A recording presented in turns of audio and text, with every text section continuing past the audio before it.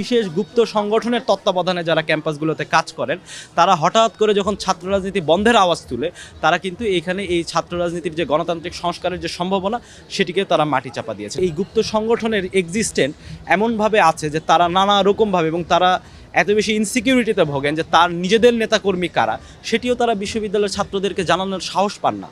ফলে তারা গুপ্তভাবে থাকেন, দুই একজনের নাম আমরা জানি নানা রকমভাবে, এবং বাকি সবাইকে তারা গুপ্তভাবে রেখে দেন এবং তাদের নেতা কর্মীরা এখন সারা দেশে প্রচারণা করেন। তাদের সংগঠনের কর্মীর সংখ্যা 1 কোটি 2 কোটি 5 কোটি এই ধরনের প্রচারণাগুলো তারা চালান। বাংলাদেশে এইখানে যতগুলো ছাত্র সংগঠন কাজ করে এই প্রত্যেকটা ছাত্র সংগঠনের পুরো কমিটির লিস্ট আপনারা পান না, এটা তো সবাই পায়। তা আমরা এই বিশেষ গুপ্ত সংগঠনের কিন্তু বাকিদের লিস্ট আমরা পাই না। তারা শুধু সভাপতি সেক্রেটারিকে সামনে আনেন এবং বাকিদেরকে গোপনে রেখে দেন। কারণ বাকিদেরকে গোপনে রেখে দিয়ে এই যে সাধারণ শিক্ষার্থীর নামে সাজিয়ে তাদের নানা রকম এজেন্ডা তারা বাস্তবায়ন করতে পারেন। এটা যদি তারা ওপেন করেন তাহলে আর তারা কিন্তু এই ধরনের গুপ্ত রাজনীতি করতে পারবেন। এবং এই গুপ্ত রাজনীতি বাংলাদেশে এই অভ্যুত্থানের পরেও যে গণতান্ত্রিক বিকাশের সম্ভাবনা তৈরি করেছিল সেটিকে তারা নষ্ট করেছেন এবং এই দায় আসলে কিন্তু সেই গুপ্ত সংগঠনকেই নিতে হবে।